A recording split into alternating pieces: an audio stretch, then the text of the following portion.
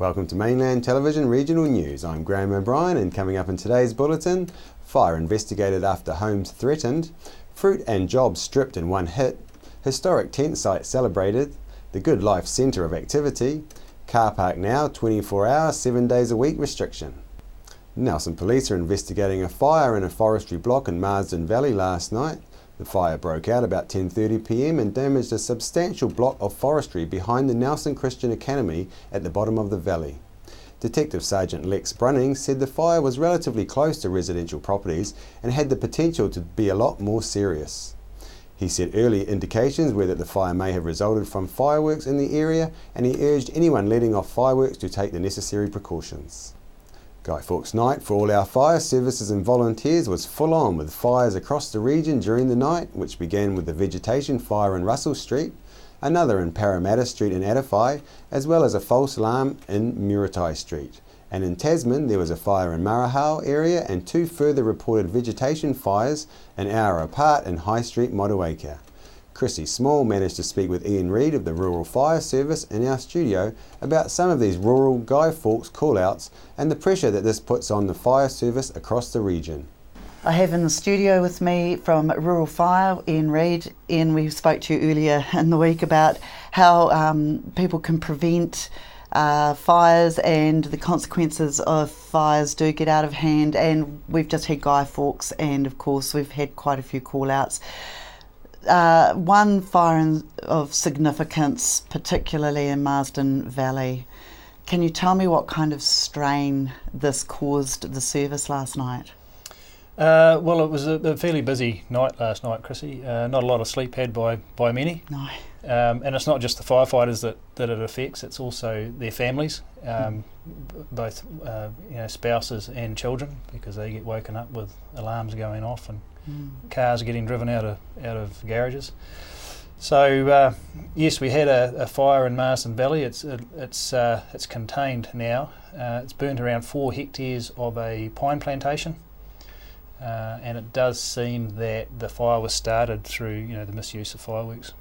That's our initial investigations. Right.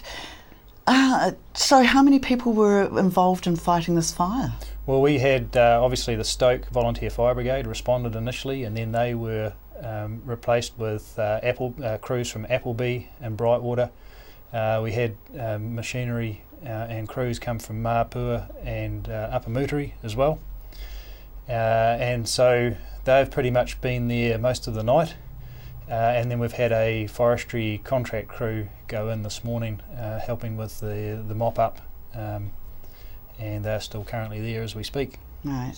Now, when you say it was an incident that you suspect was caused through fireworks, would that mean that someone in the vicinity of that area at the top of the valley there would have perhaps been responsible? I don't know whether it's people that live there or whether it's people that are transient and they've come in from somewhere else and decided it was a good place to let off fireworks. We had a similar incident in Marahau last night as well, in the early hours, where some people thought that the gravel patch by the bridge at Marahau would be a good place to set off fireworks, and the first one went off okay. The second one fell over on the side and went into the long grass. So that involved crews from Marahau, Kaiteri, and the Tasman Volunteers and Motueka Volunteer Fire Brigade. So. Goodness, so it was quite big too? No, it was kept quite contained, quite small. The Marahau guys weren't far away, but it had potential. And there are such incidences as stupid things, people throwing fireworks out car windows. I know that's happened because I've come across a fire with my children once, and fortunately we were near a house, so we just ran back with dog bowls and of water and things and put it out. But it just shows you how quickly these things can start. Is there a call from the fire service to ban fireworks? Do you think this should happen? Well, I think it's an interesting discussion. Nobody likes to have their freedoms impinged upon, but unfortunately, often things like this get ruined by the few who don't want to be responsible. and I guess the Prime Minister is entering into that debate as we speak, and the discussion is again on the table. So,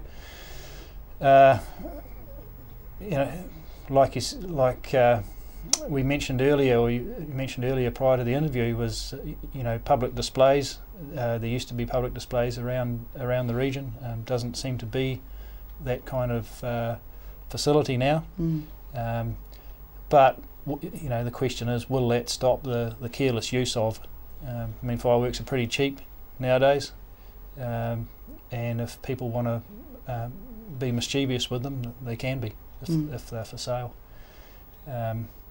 Which those people have to realise that if they start a fire with fireworks, they are liable for the cost of any damage it does and the cost of putting it out.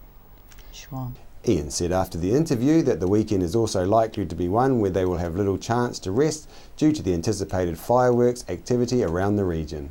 A loud crackling followed by a resounding explosion at 9:30 p.m. on Tuesday night may have had the west of the Nelson area involving Motueka through to Mapua residents thinking that someone was beginning an early fireworks night.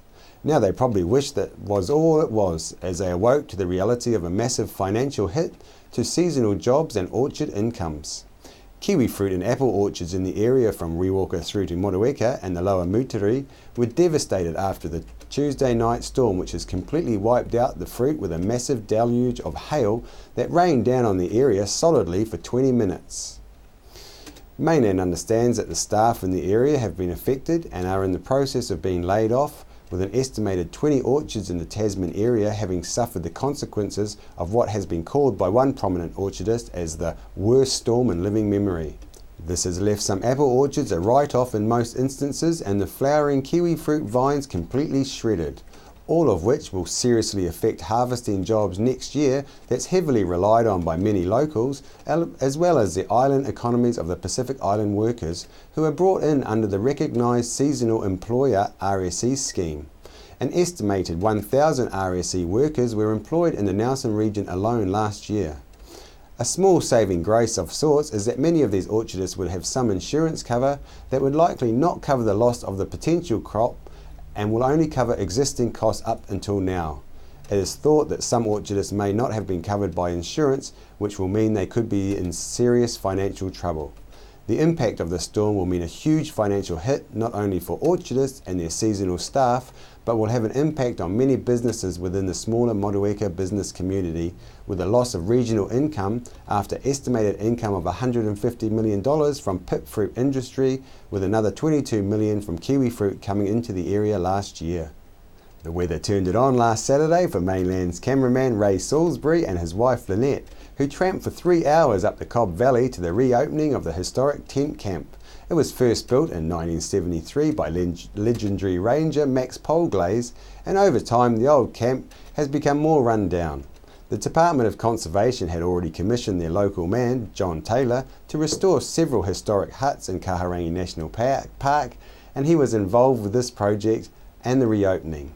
Lynette spoke with John about his latest restoration project. I'm here with John Taylor from the Department of Conservation. John, tell us why we're all here in the Cobb Valley today. Yeah, today we've had an opening for our tent camp, which you see behind us, and it's a tent camp that we've restored. It's the last remaining one in the country, and we've had the event today to celebrate tent camps and to thank all the people that helped us make this restoration happen. How long and how many people have worked on this?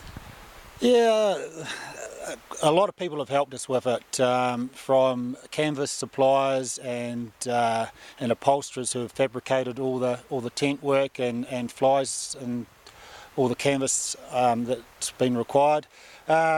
We've had people from the Friends of Cobb help us with some of the preliminary work and raising the footprint for the tent camp, gathering rocks and quarrying gravel and clay and getting it onto site. We've had help from the Deerstalkers Association on site and doing some of our interpretive panels. And there's been various other people who've come and given us a hand as well. But the actual construction of the tent camp, well, first of all, we kind of had to pretty much dismantle the old one. and build the site up and rebuild this one. That was over a couple of weeks. How much did this cost and where did your funding come from?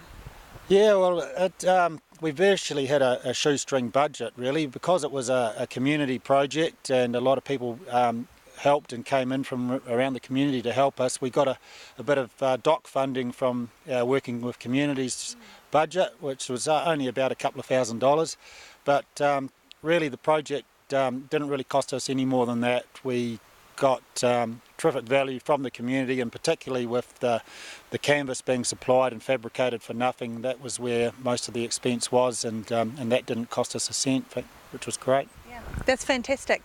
Are there any other huts that you either have renovated or are planning to renovate in the area?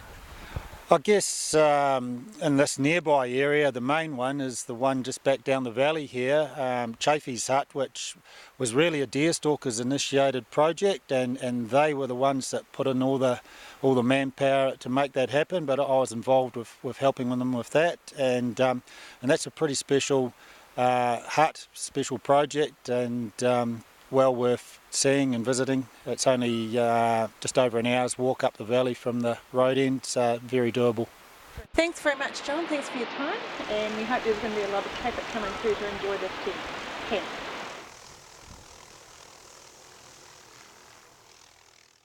The Life Centre has many different activities on offer, and we talked with the founder Brian Brown about what inspired him to start this community hub and what is on offer for the upcoming Family Day.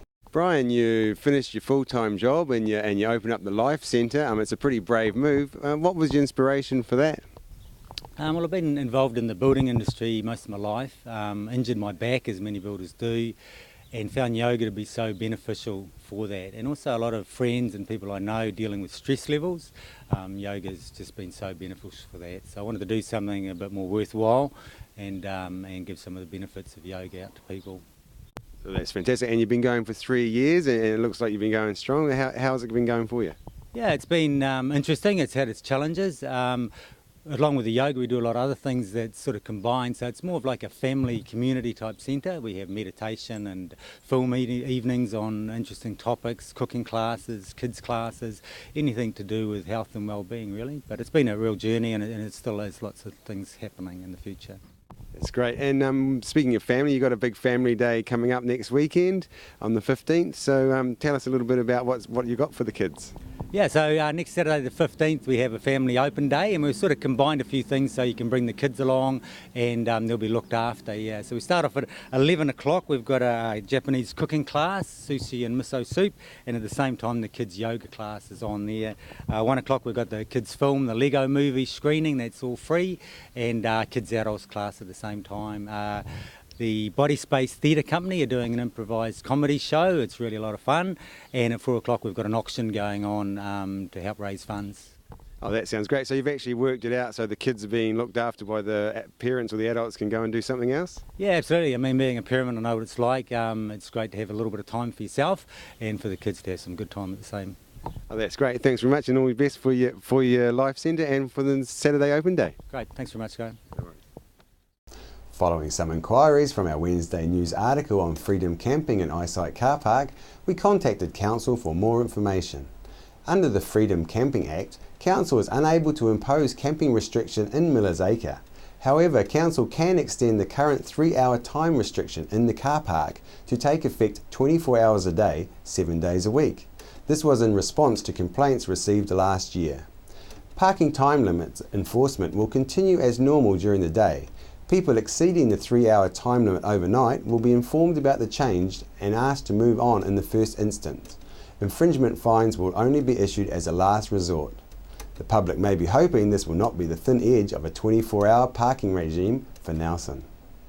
After the break, we'll bring you the latest weather update and some events and happenings coming up from around the region.